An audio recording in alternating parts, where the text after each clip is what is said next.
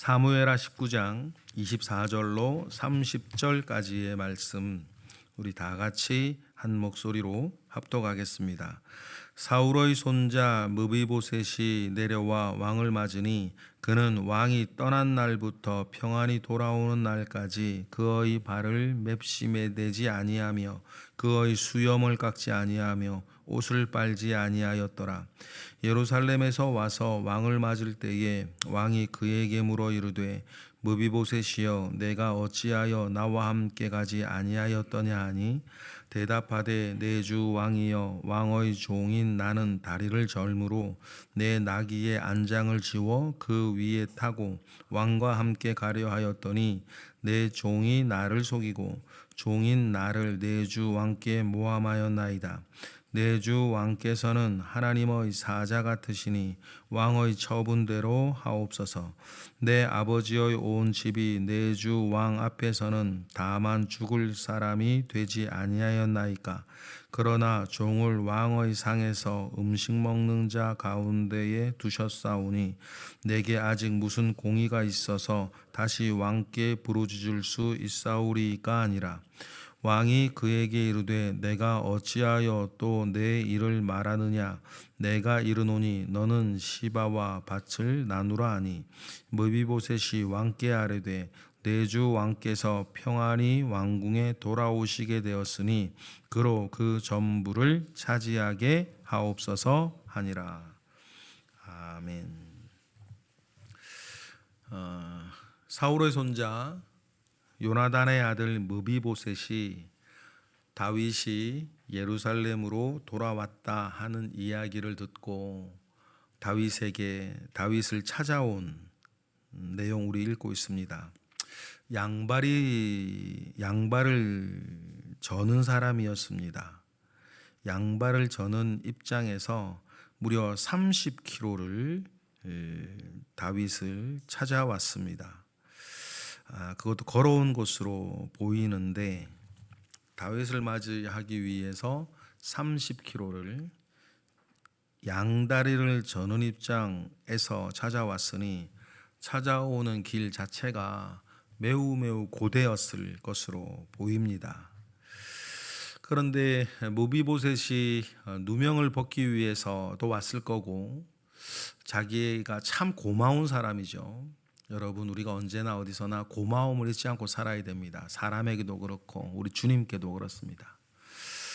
그 고마움을 잃는 걸 우리 배은망덕이라 그러지 않습니까?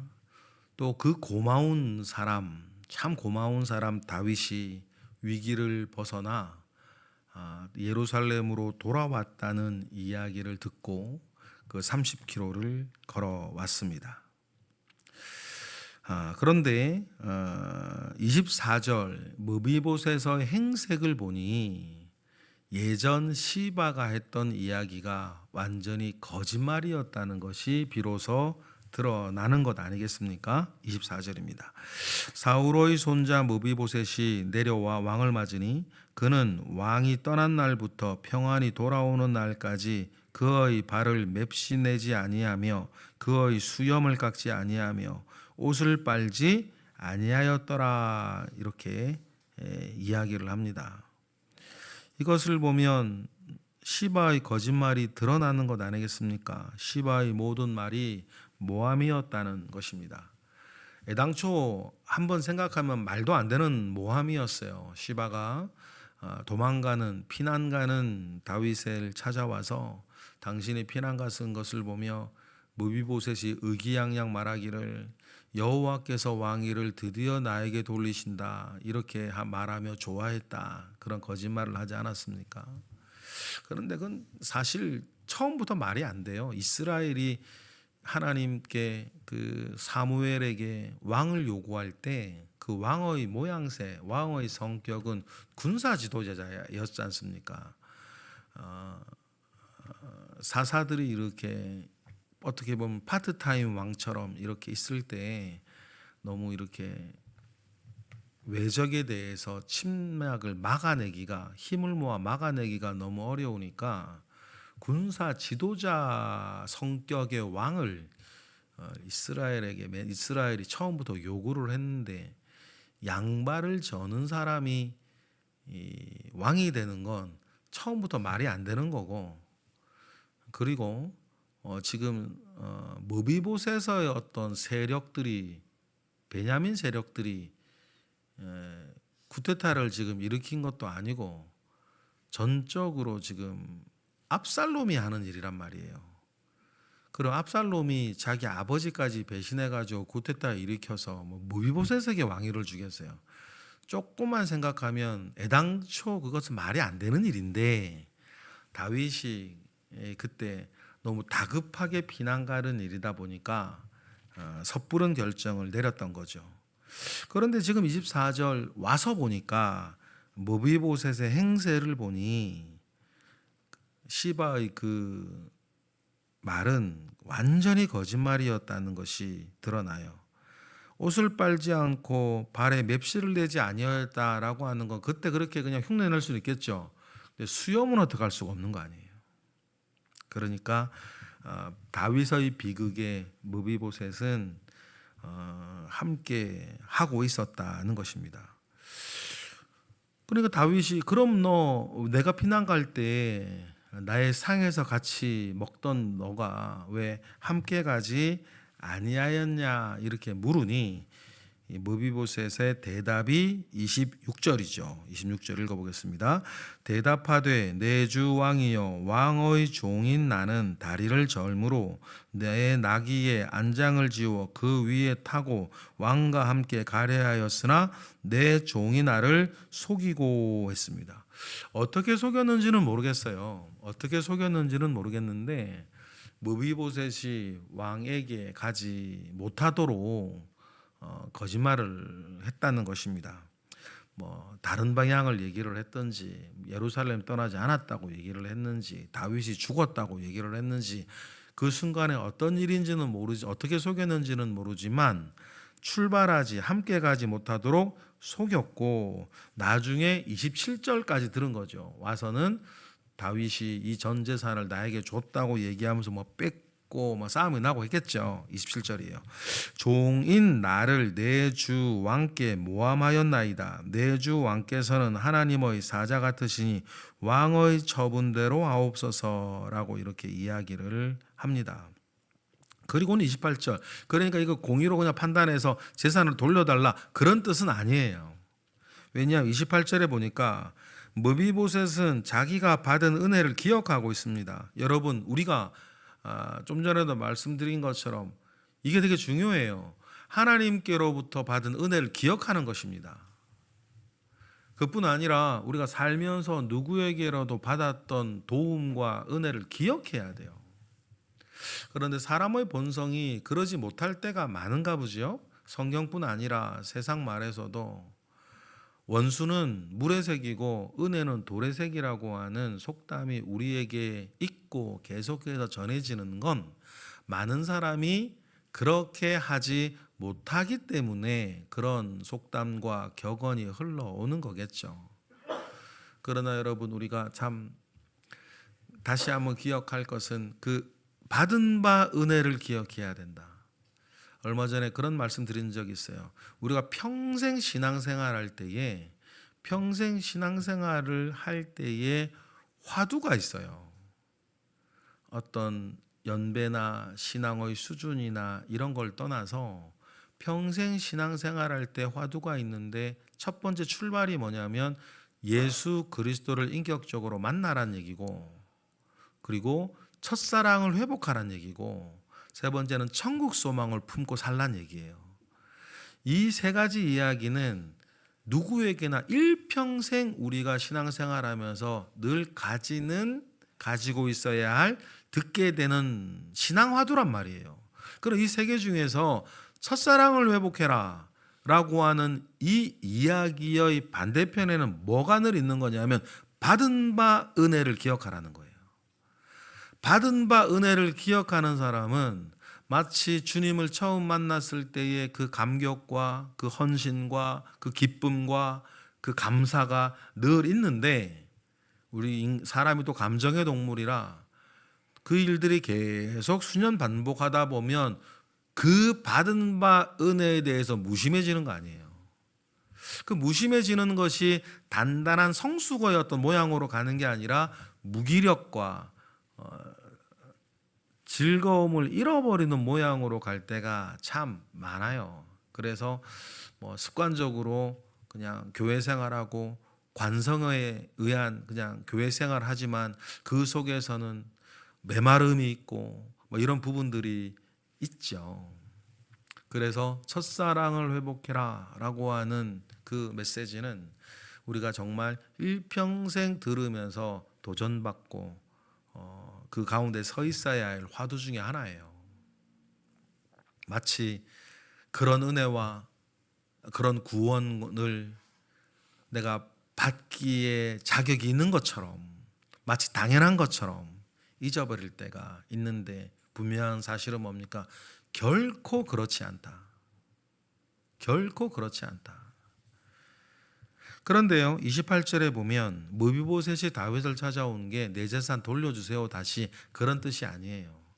28절을 읽어보면 무비보셋은 자기가 받은 은혜를 기억하고 있어요. 그리고 28절의 내용 결국 뭐냐면 자기는 이미 죽은 목숨이었으니 모든 판결은 다윗에게 당신이 하십시오. 이래도 저는 상관없습니다. 그런 뜻이에요. 28절 읽어보겠습니다. 내 아버지의 온 집이 내 주 왕 앞에서는 다만 죽을 사람이 되지 아니하였나이까. 그러나 종을 왕의 상에서 음식 먹는 자 가운데 두셨사오니 내가 아직 무슨 공의가 있어서 다시 왕께 부르짖을 수 있사오리까 아니라. 내 무슨 이게 살아있는 것만으로도 내가 받은 바 은혜가 큰데 내가 왕에게 어떤 억울한 일이 있어서 송사하고 다시 부르짖겠냐고. 그 재산을 이렇게 다시 되찾기 위해서 찾아온 게 아니라고 이야기를 하는 것입니다.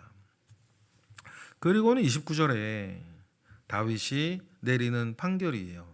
29절 보니까 왕이 그에게 이르되 내가 어찌하여 또 내 일을 말하느냐. 내가 이르노니 너는 시바와 밭을 나누라 하니. 이렇게 합니다. 시바와 밭을 나누라. 이때의 다윗의 이 판단이 좋았는가? 좋은 판단인가? 나쁜 판단인가? 우리가 요 구절 하나로 전체 상황을 다 헤아리기는 조금 어려운데 랍비 문서들, 탈무드 문서들을 보면요, 이때의 판결을 좋게 보질 않아요. 마치 불의와 타협하는 다윗의 모습으로 유대인들은 전통적으로 평가해요. 왜냐하면 시바가 지금 누구랑 함께 왔어요? 시므이랑 함께 왔거든요. 왕권을 다시 세우는 데에 유다와 베냐민 지파의 도움을 받아서 다시 왕권을 새롭게 해야 되는데, 그래서 자기에게 돌을 던지고 이렇게 따라다니면 욕을 했던 시므이도 죽이지 않겠다 얘기한 이 마당에 시므이와 함께 온 시바를 죽이지 않는 것이 낫겠다고 생각하는 다윗의 어떤 판결이라고 보고 유대 전통 랍비들의 전송 문서에서는 이때의 판결을 좋지 않게 생각을 합니다.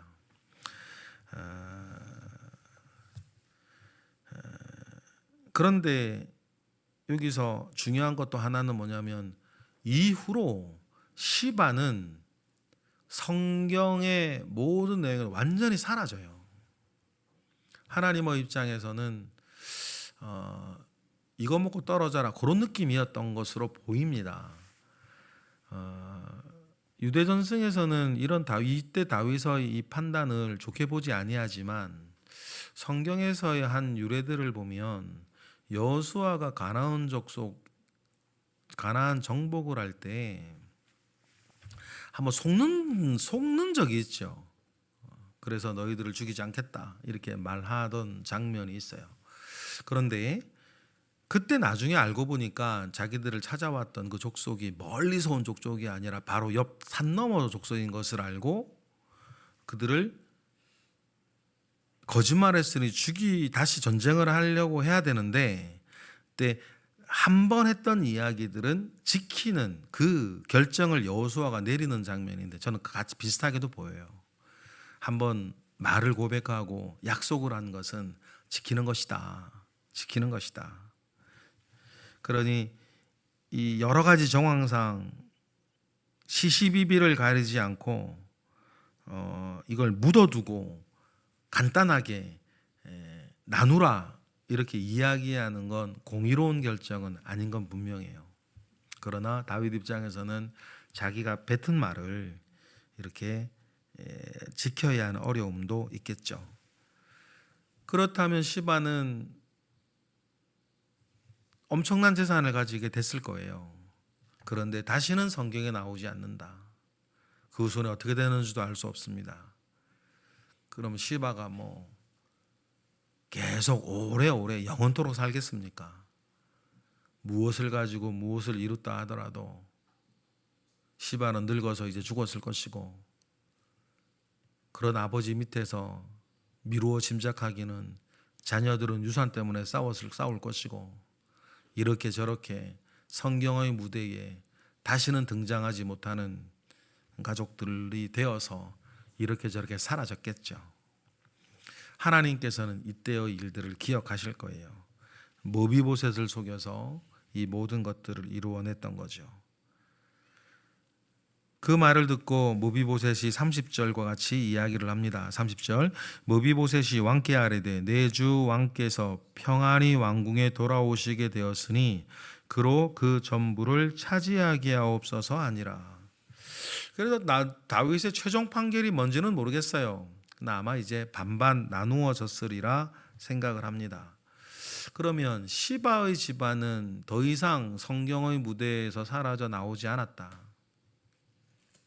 그런데 모비보셋의 집안은요, 성경에 나중에 다시 나와요.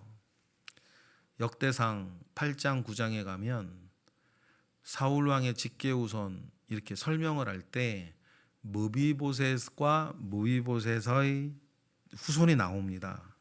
미가라고 하는 직계후손이 이 가문을 잘 이어가는 것을 우리 확인할 수 있어요. 여러분, 당장 내 눈앞의 일들로 모든 걸 판단하지 않으셔도 됩니다. 우리가 모든 일의 끝을 다 볼 수가 없어요. 성경을만 봐도 그 누구라도 모든 것의 끝을 본 사람은 없습니다. 우리는 우리에게 허락한 시간 가운데에 그 안에서 공의한 사랑을 실천하며 살면 돼요. 그러면 후손의 후손이라 하더라도 하나님께서는 이 모비보셋의 그 마음과 모비보셋의 그 중심을 하나님께서 지켜가셔서 다시 역대상 족보에 보니까 사울과 특히 요나단과 모비보셋의 집안은 이스라엘 내에서 유력한 집안으로 계속 내려오고, 나중에 나라가 완전히 망하고 포로로 끌려갔던 유대인들이 다시 돌아올 때에 그때 이 모비보셋의 후손도 함께 있었다라고 하는 내용들을 보면 결국 하나님께서는 시간 속에 모비보셋에게 은혜를 주시고 그의 손을 들어주셨구나라고 하는 것을 우리는 알게 됩니다. 비록 다윗이 완전한 판결을 못했다 하더라도 긴 시간 안에 하나님께서는 결국 되어야 할 일은 되게 하시고 있어야 할 일은 있게 하시고 없어야 할 일은 없게 하시는 살아계신 하나님을 신뢰하는 우리 모두가 되기를 바랍니다.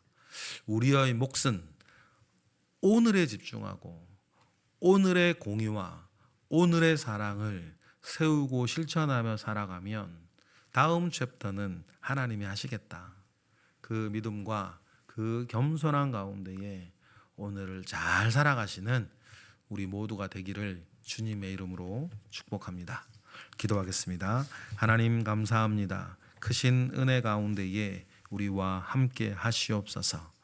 살아계신 하나님을 기대하고 살아계신 하나님 아버지 앞에 우리의 중심을 모읍니다. 하나님을 의지하고 믿음의 주에 온전케 하시는 예수 그리스도를 바라보며 살아가는데 조금도 부족함이 없는 우리 모두가 되게 하옵소서. 이 시간 드려지는 1000번째 예물 가운데 주님 함께 하시고 또한 우리 가운데 역사하사 우리의 기도에 응답하시고 우리의 삶이 고요하고 단정하고 경건하게 흘러가게 하시옵소서. 감사드리며 예수 그리스도의 이름으로 기도드렸나이다. 아멘.